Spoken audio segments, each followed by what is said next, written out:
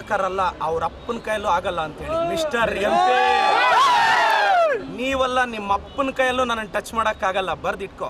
ಕೋವಿಡಲ್ಲಿ ನೀನನ್ನು ಒಳಗೆ ಕಳಿಸ್ತಿರ್ತೀನಿ ನಾನು, ಬರ್ದಿಟ್ಕೋ. ಸುಧಾಕರ್ ಅಲ್ಲ, ಅವ್ರ ಅಪ್ಪನ ಕೈಯಲ್ಲೂ ಆಗಲ್ಲ ಅಂತೇಳಿ. ಮಿಸ್ಟರ್ MP, ನೀವಲ್ಲ, ನಿಮ್ಮ ಅಪ್ಪನ ಕೈಯಲ್ಲೂ ನನ್ನನ್ನು ಟಚ್ ಮಾಡೋಕ್ಕಾಗಲ್ಲ, ಬರ್ದಿಟ್ಕೋ. ಕೋವಿಡಲ್ಲಿ ನೀನನ್ನು ಒಳಗೆ ಕಳಿಸ್ತಿರ್ತೀನಿ ನಾನು, ಬರ್ದಿಟ್ಕೋ.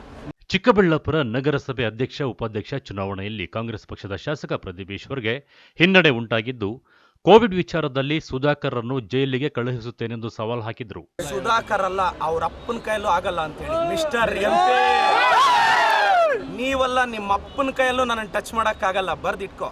ಕೋವಿಡಲ್ಲಿ ನೀನನ್ನು ಒಳಗೆ ಕಳಿಸ್ತಿರ್ತೀನಿ ನಾನು, ಬರ್ದಿಟ್ಕೋ. Thank you so much.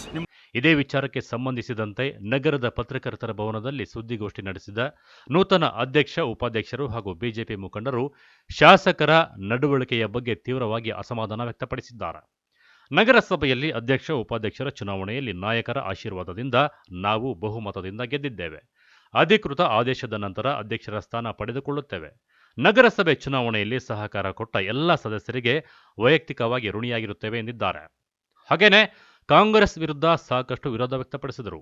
200 metre ಪ್ರವೇಶ ಇಲ್ಲ ಅಂದ್ರೂ ಒಳಗೆ ಪ್ರವೇಶ ಮಾಡಿದ್ದಾರೆ. ಶಾಸಕರ ಭಾಷೆ ಸರಿಯಿಲ್ಲ, ಈಗ ಸಂಸದರ ತಂದೆ ತಾಯಿ ಬಗ್ಗೆ ಮಾತನಾಡುತ್ತಿದ್ದಾರೆ. ಮುಂದಿನ ದಿನಗಳಲ್ಲಿ ಭಾಷೆ ಬದಲಾಯಿಸಿಕೊಳ್ಳಲಿ ಎಂದು ಶಾಸಕ ಪ್ರದೀಪ್ ಈಶ್ವರ್ ವಿರುದ್ಧ ಆಕ್ರೋಶ ವ್ಯಕ್ತಪಡಿಸಿದರು.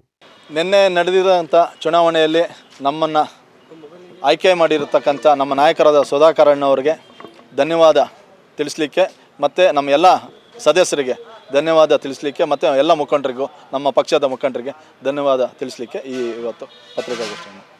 ಸರ್, ಅವರ ಭಾಷೆ ನಡೆ ಚಿಕ್ಕಬಳ್ಳಾಪುರ ಯಾವ ದಿಕ್ಕಿನಲ್ಲಿ ತೊಗೊಂಡೋಗ್ತಾ ಇದ್ದಾರೋ ಗೊತ್ತಾಗ್ತಾ ಇಲ್ಲ.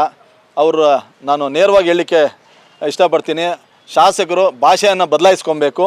ಚಿಕ್ಕಬಳ್ಳಾಪುರ ಯುವ ಜನತೆ ನಿಮ್ಮ ಭಾಷೆಯನ್ನು ಕಲ್ತರೆ ಚಿಕ್ಕಬಳ್ಳಾಪುರ ಯಾವ ದಿಕ್ಕಿಗೆ ಹೋಗ್ತೈತೆ ಅನ್ನೋದು ನಮಗೆ ಅರ್ಥ ಆಗ್ತಾ ಇದೆ. ಅದಕ್ಕೆ ನೇರವಾಗಿ ಅವ್ರಿಗೆ ಹೇಳ್ತಾ ಇದ್ದೀನಿ, ಇದು ಮೊದಲನೇದಾಗಿ ಮನವಿ ಮಾಡ್ಕೊತಾ ಇದ್ದೀವಿ. ಅವರು ಭಾಷೆ ಬದಲಾಯಿಸ್ಕೊಬೇಕು. ನಿಮಗೆ ಅದೇನೋ ಕೆಪಾಸಿಟಿ ತಾಕತ್ತು ಅಂತ ತೋರಿಸಿಲ್ಲ, ಅಭಿವೃದ್ಧಿಯಲ್ಲಿ ತೋರಿಸ್ರಿ. ಏನು ಮಾಡಿದ್ದೀರಾ? ನಿಮ್ಮ ಅಭಿವೃದ್ಧಿ ಮಾಡೋದು ನೀವೇ ಹೆಸರು ತಗೊಳ್ರಿ, ನಮಗೇನು ಬೇಕಾಗಿಲ್ಲ. ನಮ್ಮ ನಾಯಕರು ತಂದಿರತಕ್ಕಂಥ ಅನುದಾನಗಳನ್ನೆಲ್ಲ ತಡೆ ಹಿಡ್ದಿದ್ದೀರಾ. ನಮ್ಮ ನಾಯಕರು ಕೊಟ್ಟಿರ್ತಕ್ಕಂಥ ಸೈಟ್ಗಳನ್ನೆಲ್ಲ ತಡೆ ಹಿಡ್ದಿದ್ದೀರಾ. ಇದೇನಾ ನಿಮ್ಮ ಅಭಿವೃದ್ಧಿ? ಈಗ 40 ಕೋಟಿ ಅನುದಾನವನ್ನು ನಮ್ಮ ಸುಧಾಕರ್ ಅಣ್ಣ ಅವರು ತಂದಿದ್ರು, ಅದು ಕ್ರಿಯೋಜನೆ ಆಗಿತ್ತು. ಅದನ್ನು ರದ್ದು ಮಾಡಿ ತಿರ್ಗಾ ಇವರು ಬದಲಾಯಿಸಿದ್ದಾರೆ. ಇದುವರೆಗೂ ಅದು ಒಂದು ರೂಪಾಯಿ ಕೂಡ ಕಾಮಗಾರಿ ಶುರುವಾಗಿಲ್ಲ. ಶಾಸಕರಾಗಕ್ಕೆ ಮೊದಲು ಕಾಮನ್ ಮ್ಯಾನ್, ಆಗ ಅನಾಥ ಮಗು ಅಂತ ಹೇಳ್ಕೊಂಡು ಟ್ರಂಪ್ ಕಾರ್ಡ್ ಹೇಳ್ಕೊಂಡು ಬಂದ ಶಾಸಕರು ಆದರು. ಈ ಚಿಕ್ಕಬಳ್ಳಾಪುರ ಜನತೆ ನಮ್ಮ ನಾಯಕರಿಗೆ 3 ಬಾರಿ ಅವಕಾಶ ಕೊಟ್ಟಿದ್ದರು. 1 ಬಾರಿ ಇವ್ರಿಗೂ ಕೊಟ್ಟು ನೋಡೋಣ ಅಂತ ಒಂದು ಅವಕಾಶ ಕೊಟ್ಟಿದ್ದಾರೆ. ಅದೇ ರೀತಿ ಅವರು ಶಾಸಕರಾಗಿದ್ದಾರೆ ಕೂಡ. ಈ ಜಿಲ್ಲೆಯ ಈ ತಾಲೂಕಿನ ಗೌರವ ಘನತೆ ಎತ್ತಿಡಿಯುವಂಥದ್ದನ್ನು ಮಾಡಬೇಕಿತ್ತು. ಜೊತೆಗೆ ಅವರು ಸರ್ಕಾರ ಅವ್ರದ್ದೇ ಇರೋದರಿಂದ ಹೆಚ್ಚು ಅನುದಾನ ತಂದು ಒಳ್ಳೆ ಬದ್ಧತೆ ಇಟ್ಕೊಂಡು ಚಿಕ್ಕಬಳ್ಳಾಪುರ ನಗರನ ತಾಲೂಕಿನ ಅಭಿವೃದ್ಧಿ ಪಡಿಸ್ಬೇಕಿತ್ತು. ಆದರೆ ಅದನ್ನು ಮಾಡ್ತಾ ಇಲ್ಲ. ಮನುಷ್ಯ ಅಧಿಕಾರ ಬರೋಕ್ಕೆ ಮೊದಲು ಒಂಥರ ಇರ್ತಾನೆ, ಅಧಿಕಾರ ಬಂದ ಮೇಲೆ ಒಂದು ರೀತಿ ಇರ್ತಾನೆ. ಶ್ರೀಮಂತ ಆಗೋಕ್ಕೆ ಮೊದಲು ಒಂದು ರೀತಿ ಇರ್ತಾನೆ, ಶ್ರೀಮಂತ ಆದಮೇಲೆ ಒಂದು ರೀತಿ ಇರ್ತದೆ ಸರ್.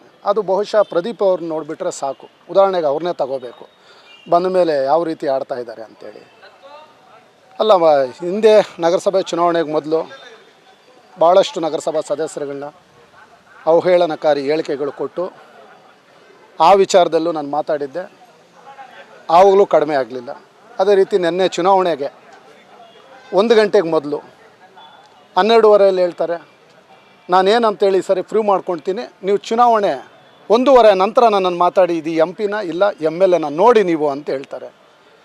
1:30 ಆದಮೇಲೆ ಅವರೇ ಹೇಳ್ತಾರೆ ಕೌನ್ಸಿಲರ್ಗಳಂದರೆ ನನಗೆ ಯಾರೋ ಗೊತ್ತಿಲ್ಲ ಅಂತಾರೆ. ಆದರೆ ಅದೇ ಕೌನ್ಸಿಲರ್ಗಳನ್ನ ಎಲ್ಲೋ ಒಂದು ಜಾಗದಲ್ಲಿ ಹೇಳ್ಕೊಂಡು ಹೋಗಿ ಒಂದು 10 ದಿನ ಬಚ್ಚಿಕ್ಕಿ ನಿಗೂಢವಾದ ಸ್ಥಳದಲ್ಲಿ ಇಟ್ಟವರು ಅವ್ರ ಮುಖಂಡರು. ಅದೇ ರೀತಿ 10 ದಿನ ಆದಮೇಲೆ ಕರ್ಕೊಂಡು ಬಂದಂಥವರು ಅವರು.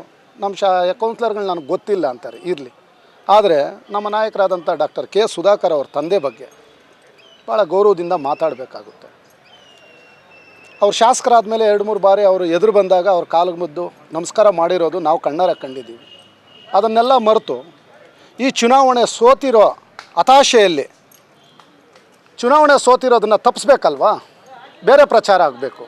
ಅದ್ರಗಿಂತ ಭಿನ್ನವಾಗಿ ಮಾತಾಡೋಣ ಅಂತೇಳಿಬಿಟ್ಟು ಶಾಸಕರಲ್ಲ ಎಂ ಪಿ ಅಲ್ಲ, ಎಂ ಪಿ ಅವರು ತಂದೆ ಆದರೂ ಪರವಾಗಿಲ್ಲ, ಅವರು ಕೂಡ ನಾನು ಕೂದಲು ಕೂಡ ಟಚ್ ಮಾಡೋಕ್ಕಾಗಲ್ಲ ಅಂತಾರೆ. ಕೂದಲು ಮುಟ್ಟುವಂಥ ಕೆಲಸ ಅವ್ರಿಗೇನಿದೆ?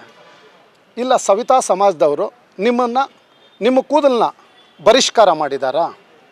ಅದನ್ನಾದರೂ ಬಹಿರಂಗಪಡಿಸಿ. ನಮ್ಮ ನಾಯಕರು ಅವ್ರ ತಂದೆ ಮುಟ್ಟೋದು ಬೇಡ.